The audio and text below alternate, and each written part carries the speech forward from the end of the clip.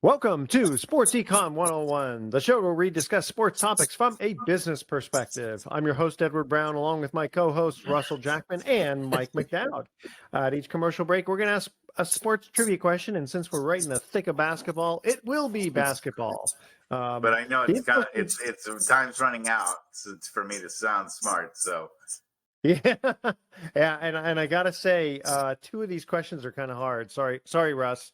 But again, we're not going back. To be hard questions, but they are hard. Sometimes you can pick some pretty hard ones. Yeah, I know. I've got a hard trivia question for you both too. I have a hard trivia question for you both too. Okay. I tell you, we'll let you ask the question just before this break so that we can leave the audience in suspenders, as they say. And in our next segment, hopefully he'll get through security. And Mike, who's going to be our guest coming in the next segment? First of all, just in 3 seconds, I hope we can talk this. I have one word to say. Mystic Dan. Bingo, man, by a nose. Wow. Holy cow. I know it happened last week, but my goodness, what a race. 1, baby. Hey, yeah. Nothing like the Kentucky Derby. Boy, what a great. Yeah, we're going to talk to a guy by the name that I consider my friend. His name is Andy Lewis. Well, Andy is Andy Lewis, but he's also Admiral Andy Lewis. And Admiral Lewis, is a guy that is an impressive human being. I met him very humbly at my men's church group, and he went to the United States Naval Academy. He is a leader in this country. He played football in Navy briefly, but really his strong sport is wrestling. We'll talk about his days of college wrestling. I think he even did a little pro wrestling as well. But fascinating human being. He is from the Bay Area. I believe he's from Los Gatos. And man, there's some things that you're going to find out about Andy Lewis that'll blow your mind. And he's going to come on next, and we're going to have a good time talking to him and give us some great insight. All right. Audience, stay with us. You're listening to Sports Econ 101. Don't touch that dial. We're going to be right back. Okay.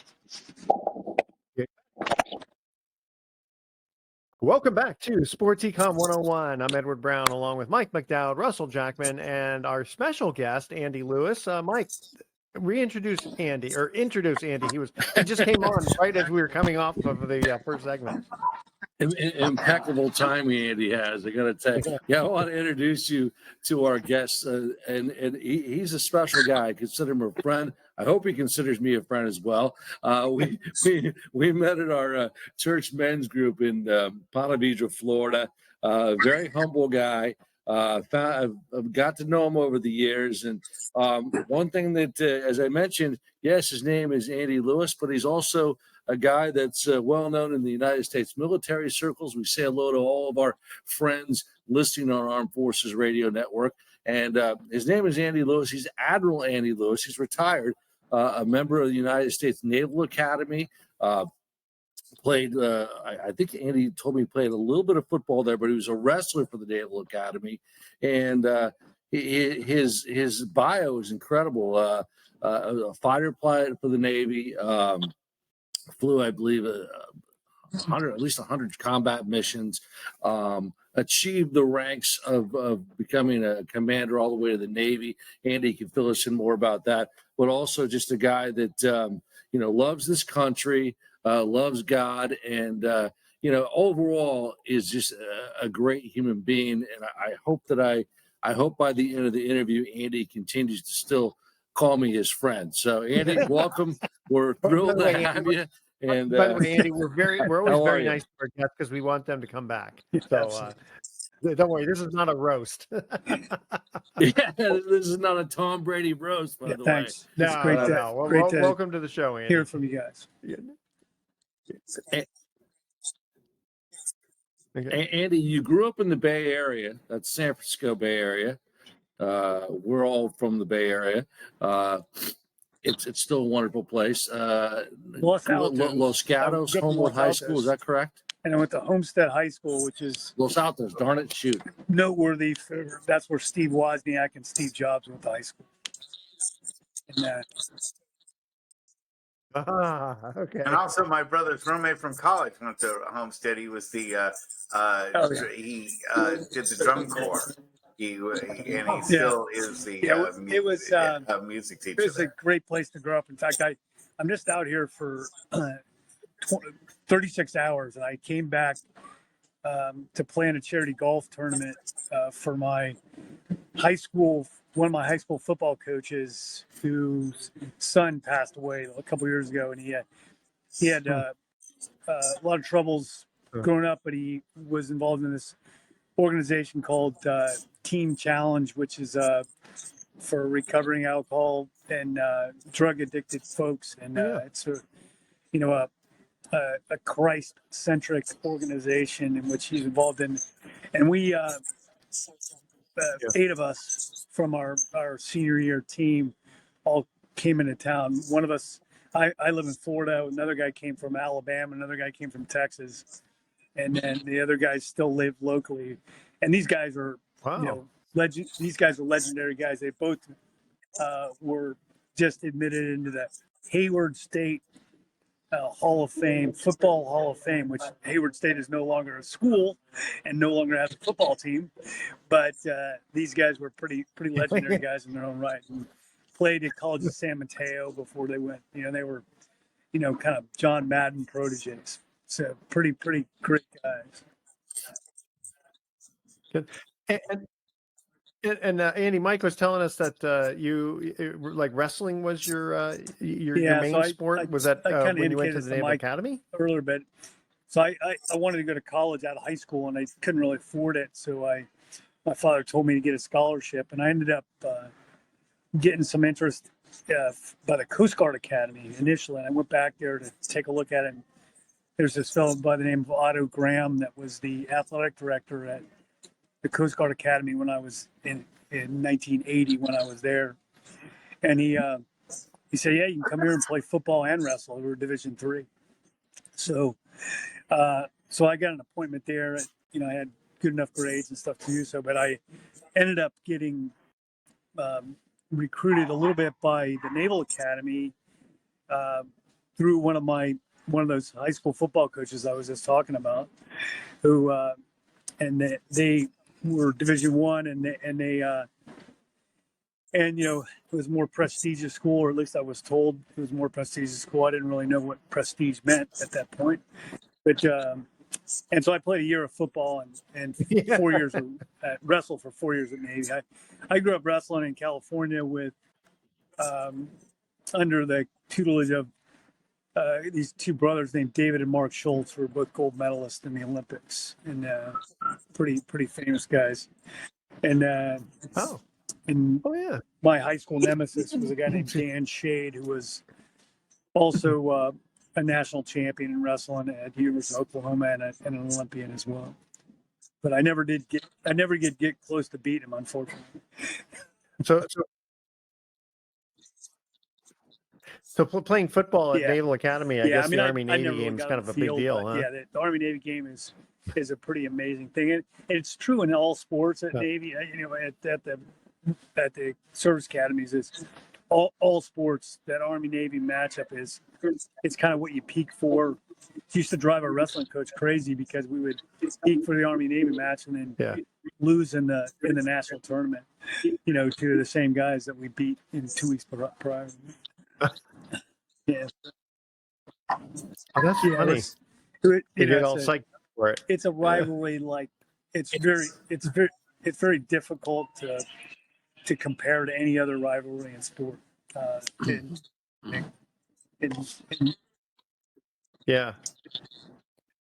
mean, it's one thing to go, USC, Notre Dame type of thing, but there's something about about the military, where because it's like if you have a choice, do I go into the Army, do I go to the Navy, and then you take pride in whichever one you go into. Ultimately, right? you're fighting it out, and whatever the sport is, you're doing your best to defeat the other team, or defeat the other individual, but at the end of the day, you're all going into the service of the nation, whether it's in the Army, Navy, Marine Corps, Coast Guard, Air Force, whatever the case may be. And so I'm trying to think. Okay, because you're a few years younger than I, and I was I had to register for the draft after the Iranian crisis in '79. No, we had to. So you yeah, would I had to- I you had to wouldn't have register had to for deal the with that, selective but service. Yeah. So yeah. So you yeah, so you had to did you I deal with Desert participated. Shield and then Desert Storm? I was deployed in an airplane called the A7 in the U.S. from the USS John F. Kennedy in 1990 and 1991. So I flew combat missions in Desert Storm, and then I Okay. was so I was commissioned in 1985. So graduated from high school in 1981. Okay. And we're going to go to a break here in a minute. When we come back, Yeah. Mike was telling us something about Top Gun, and we want to hear a little bit about that. That'll be kind of fun because actually that would have been like perfect timing, right, when the movie came out. Yeah, well, yeah. If I'm But, not yeah, mistaken, right?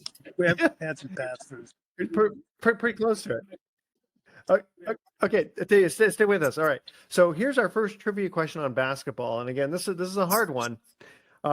Who was the youngest person ever drafted? Right. I mean, it's a simple question, but it's a very, very hard question. All right. We're talking in the NBA. Who was the youngest person ever drafted? All right.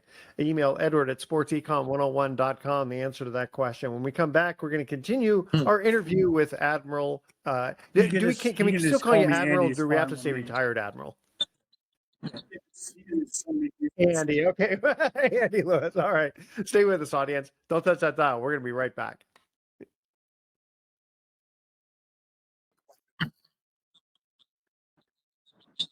Welcome back to Sports Econ 101. Again, I'm Edward Brown, your host, along with Mike McDowd, Russell Jackman, our special guest, Andy Lewis. And our first trivia question on the NBA, who was the youngest person ever drafted in the NBA? Was it Darnell Hillman? Nope. Well, I actually I gotta say I don't know the person's name, but here. This is a trick question. It's just like some 14-year-old kid. Even younger. Okay, so the Atlanta Hawks. I told you. Yeah, I know. I said this. This one's really hard. Okay, so and I don't know. Oh no, back in the 1970s, the Atlanta Hawks drafted the owner's baby because they had like 9 rounds of.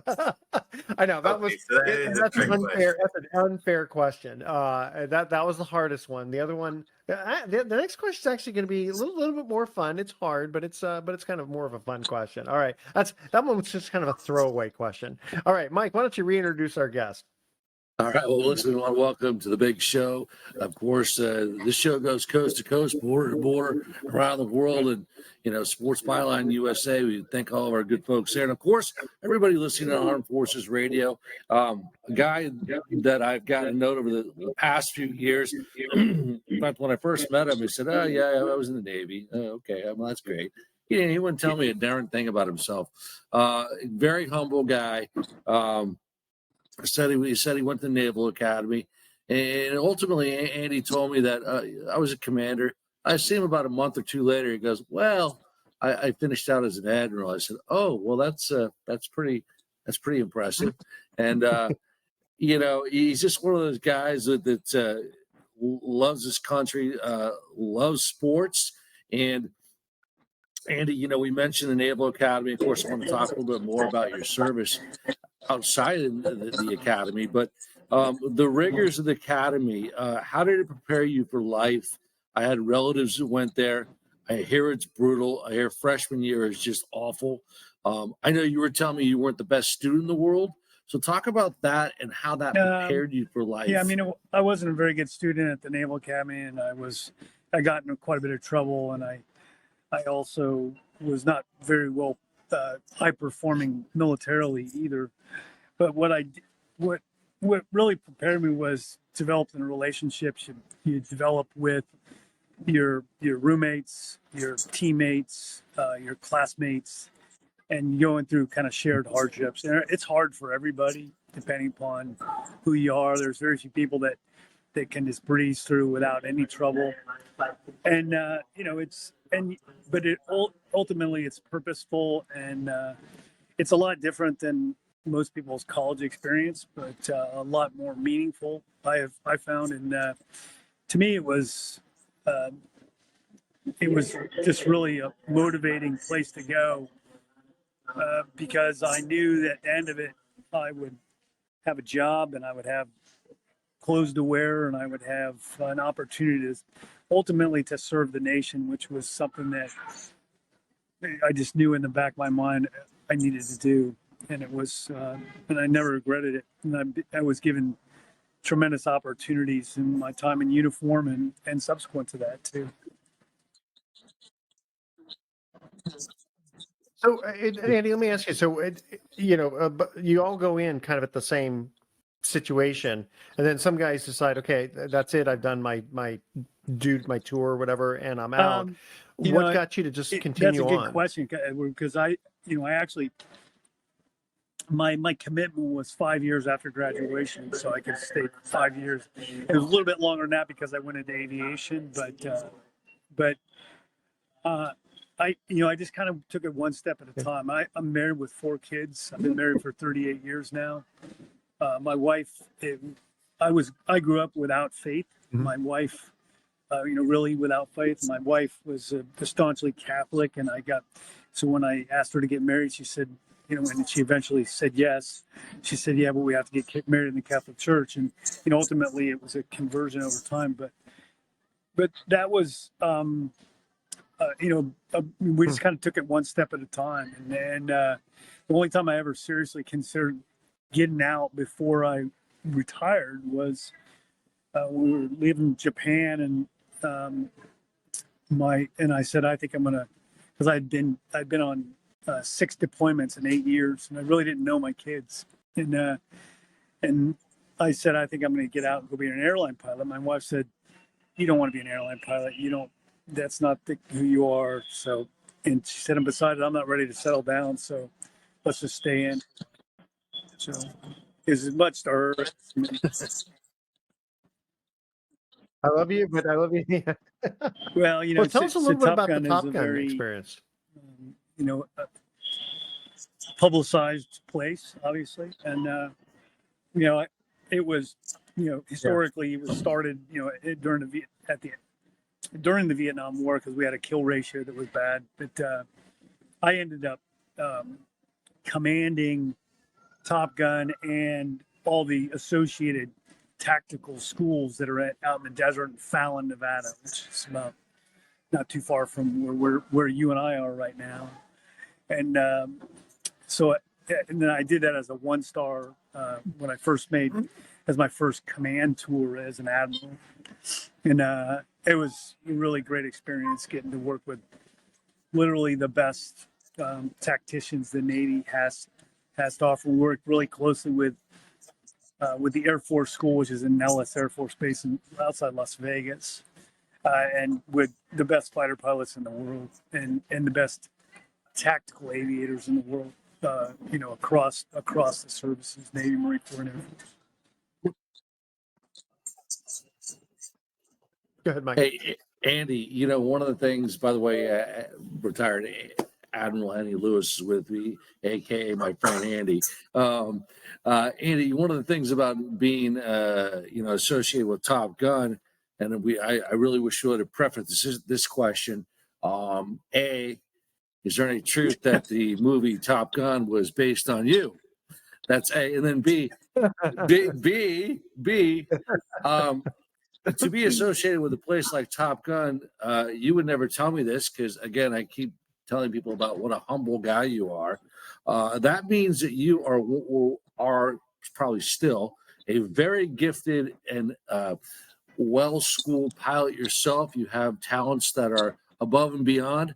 How do you even get associated with Top Gun? And you don't have to tell me how great you are, but you're a pretty impressive guy. Tell First us of all, how great you are. the Tell us how movie great you story has nothing to do with me at all. Secondly, I'm, quite honestly, not a very talented aviator.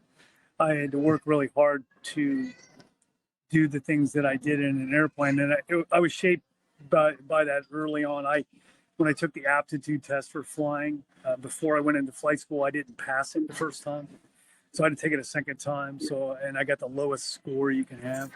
And I had some experience. I had a friend who got killed in an airplane, and I was getting married, and I didn't want to kill myself in an airplane or kill other people in an airplane. I wanted to do as good as I could do, so as to have as many options open to me as available as I progressed. And I just worked really hard. But I honestly am not super talented guy.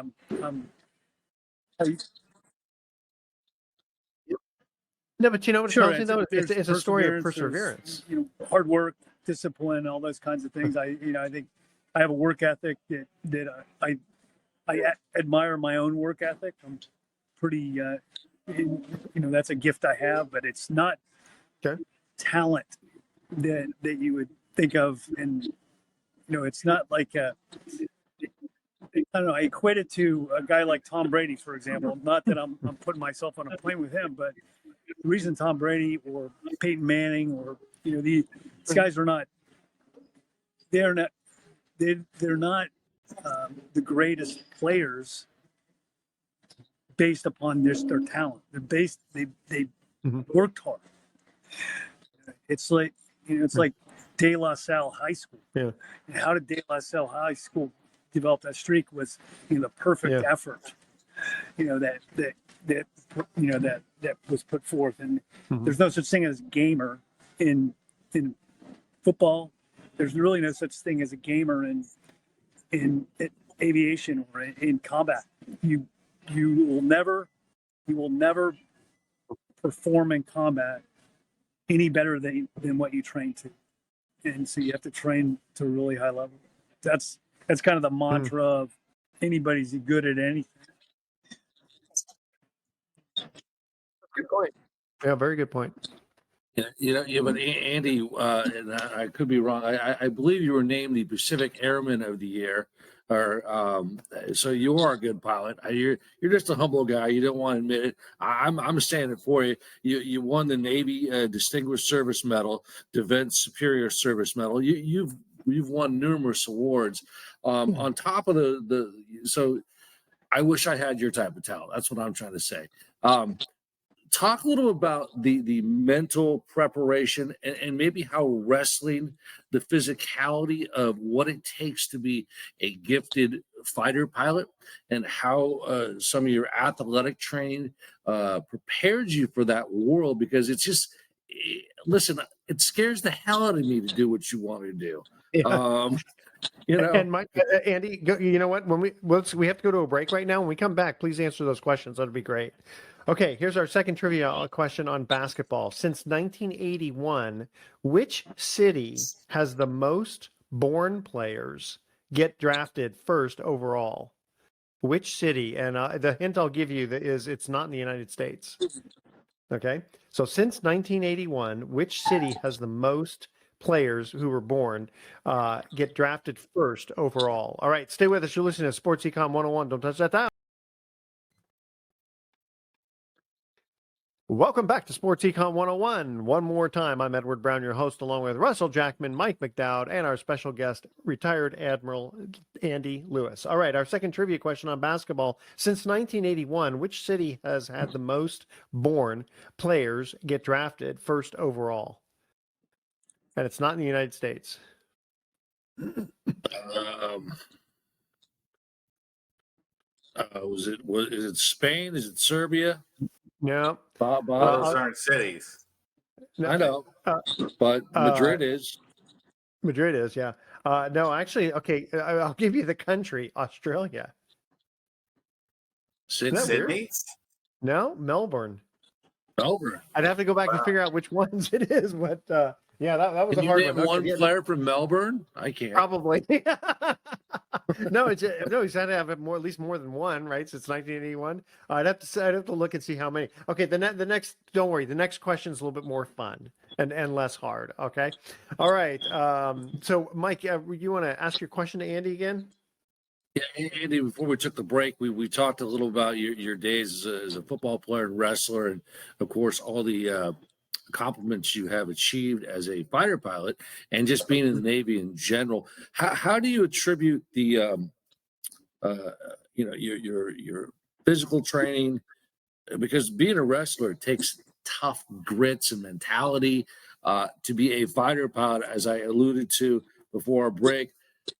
The mentality scared. I mean, it's to me, it's frightening. You're doing loops and God knows what else you do, but how do you get over that hump? How do you psychologically use all that training to become where you I think got to? that what you learn from the sport, and I don't think this is necessarily unique to wrestling, although wrestling has a lot of those applicability to translating into military type of organization, military skills, just because it's a lot of hard work. There's not a lot of fanfare in it, and you can't really hide anything behind strutting around or whatever. It just doesn't work that way. You're gonna you just you put the hours in, you put the sweat in, and you put the technique in, and then you still get beat half the time. And it's just how it is. And there's a lot of guys that I've served with in the military that were pretty accomplished wrestlers. A lot more accomplished wrestlers than I was. There's a teammate of mine in Navy who retired as a 3-star SEAL. We got Tim Szymanski, who is another starter on the Navy wrestling team, and I got another guy named Colin Kilrain, who was a 4-time All-American at Lehigh University, who retired as a SEAL as well. It's just combative nature of wrestling is things like martial arts. There's a lot of similarities there, but it teaches more than just fighting. It's discipline. It's how to control yourself, and how to how to respect your opponent, and so on and so forth. And there's a lot of that same way of operating in the military. You have to you don't do it. You don't do military operations where people could die for fun. That's not. No, we do it because we have to do it, because all other options have been exhausted, and we do it professionally. We do it without angst, but you do it because you're doing the mission that you're called to do in accordance with a just war. When it comes to that. Russell, did you want to ask Andy any questions? Mike had mentioned that you worked with some folks in the wrestling community here in the Bay Area. Did you ever work with like Leo Nomalini at all while you were? No, I didn't. While you were I worked doing any the wrestling guys stuff? I mentioned, the Schultz brothers, and a guy I wrestled against was Dan Shade, who was my age. But then I grew up wrestling, youth wrestling, for a guy named Weber Lawson, who's passed away now, as well as a guy named Pat Lovell. And Pat Lovell was an Olympian in the 60s, wrestling he's down from SoCal area. And then there's this, California is such as you all know much better than I do, but it's so rich in athletes. And the California state wrestling tournament, there's only one division in California. You get to you place in the state, or you win the state, and you're pretty set up for Division I wrestling. And there's it's a huge state with a lot of athletes, and so it's a great place to be from.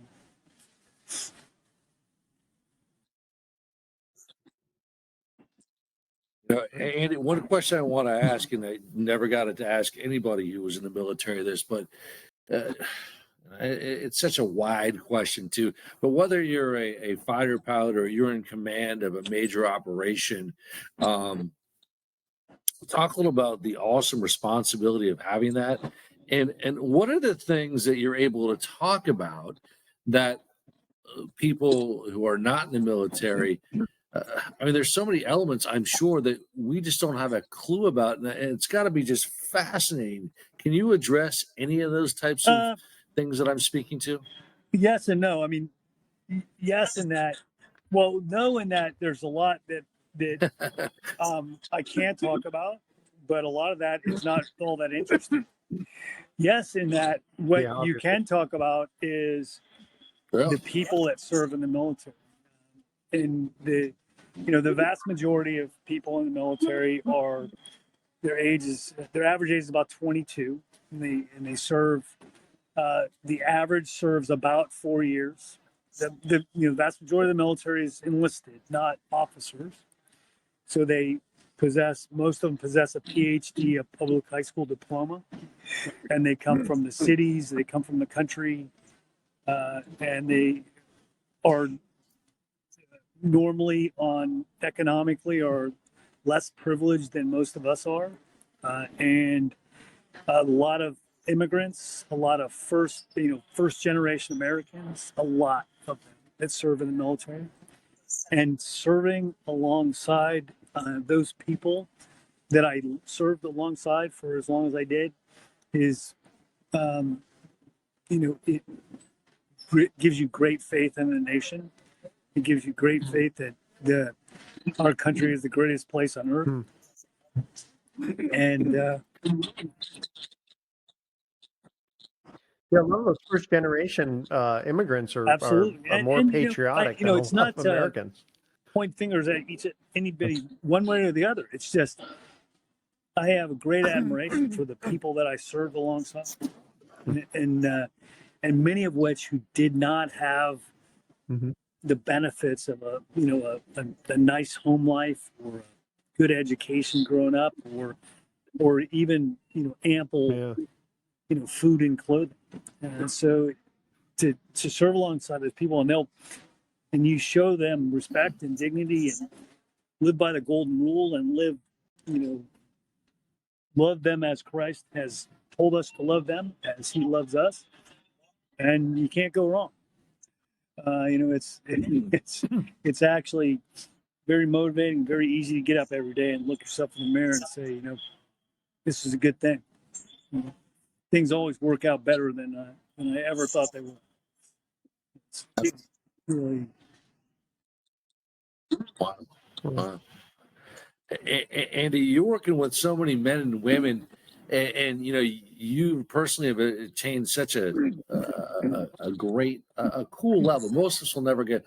Well, we're never going to experience what you have achieved and accomplished. But when you're at that level of command, and you can tell us some of the commands you've had.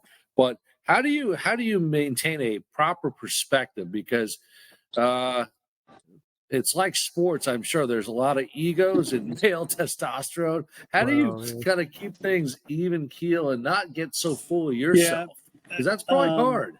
Yeah, it is hard, and I would say that God created you with one mouth and two ears for a reason, to use them proportionally. That's kind of my policy I've tried to live by, but and oftentimes not successful. But that's what I try to do. What I've tried to do.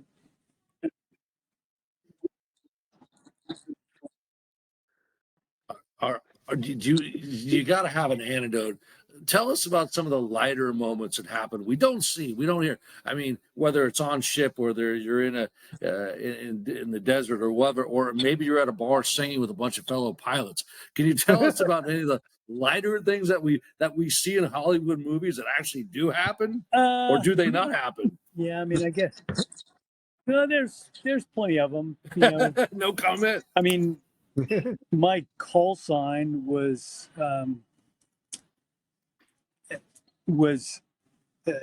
Woody, so it was that I went to it was right before I finished my training and became a wing naval aviator. We flew with an instructor of mine, and it was one of my last flights. We flew from Kingsville, Texas, to Buckley Air Force Base at the time in Denver, and went skiing for the weekend. And we showed up in the middle of the night up in up the ski resort, and I'm like, nobody's gonna be awake, and they were awake. This guy was a they had a bunch of friends that were Iowa farmers. And so we showed up in the middle of the night, skied in our flight suits, which you're not supposed to do. But then, and they started calling me Woody after Woody Harrelson in Cheers, because they thought I looked like him and acted like him. And I'm like, Yeah. in which I didn't really like the call sign just because, my nickname, because, is, and that's the first rule. If you don't like it, they're going to call you that forever. So that nickname stuck. Prior to that, Yeah, of course. I'd been an Yeah. instructor, or sometime after that, I was an instructor pilot, and I was, as I alluded to earlier, I worked really hard in the airplane, but I also didn't like to do a lot of paperwork. So you get graded on every flight that you have in your training. So I would say, hey, this is good, that was good when I was an instructor, and I'd say all average, because you didn't have to write a lot of remarks on the page. And so the students started calling me Average Andy, which was too many syllables to be a call sign, but that was probably more appropriate. So All right, Andy Lewis, thank you very much, retired Admiral Andy Lewis, for joining us. We're going to cut to our last commercial break, and then we're going to have some thoughts for the day here. Okay, this you guys will actually like this NBA question here. Name 4 NBA teams that don't end in S. All right, that's our trivia question. Call or email Jeez. Edward at sportsecon1.com the answer to that question. All right, name 4 NBA teams that don't end in S, and I'll tell you, Warriors is not one of them, because it does end in S. All Wow, right, holy stay cow, with that's us. a You're tough listening one. Okay, stay with us, audience. You're listening to Sports Econ 101. We're going to be right back with some closing comments. Okay. Welcome back to Sports Econ 101. Last time for today, I'm Edward Brown, your host, along with Mike McDowd, Russell Jackman, our special guest, Andy Lewis. Third trivia question. Name 4 NBA teams that don't end in the letter S. Anyone? Crickets. Come on. Grizzlies, Knicks. Oh, God, you're gonna go Geez, I'm trying to Jazz. think. That's brutal. Excuse me. Heat, Jazz. Miami Heat. Heat One. is one of them. Jazz. Andy, who else? The Oh, Jazz. good call. Yes. Good call. The Heat, the Jazz. You got 2 more. Yeah, and Russell, he looks like he's taking another call. Otherwise, I know he'd know the answer. All right, I'll just go ahead and tell you. The Magic. The Magic are one of them. The Magic. The Tragic. That's yes, the right. Magic. The Magic and the Heat and the Thunder. Thunder. Okay. Yes. Okay. Thank you. All right. Jazz, Heat, Magic, and Thunder. Everybody gets credit for at least one of them. All right, here's our thoughts for the day. So why is it called a TV set when there's only one? Right? Because you sat in front of it. Yeah.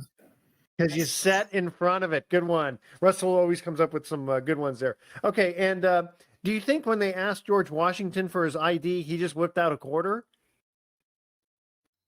Or a dollar. No, Mike, come on. You don't like that one? Or a dollar bill.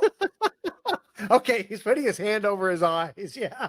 Or he just pointed It's to Mount good. Rushmore. Or he pointed to Mount Rushmore. He pointed to Mount Rushmore. Brutal. Brutal. I like a good one, Russell. Hey, Russell, we have 2 seconds. What was your trivia question you were going to ask us? I was going to say on the Clippers versus the Mavs, you had the first time 2 guys with the name of PJ started against each other. PJ Tucker and PJ Washington were on each side of the ball. Were facing each other. PJ Carlesimo. Yeah. From PJ Brown. All right, here we go. Okay, tune in next week to Sports Econ 101. We're going to be discussing sports topics from a business perspective and asking more sports trivia questions. Thanks for listening. On behalf of our team, I'm your host, Edward Brown. We'll see you next week. Adios. Thank you, So Andy. long.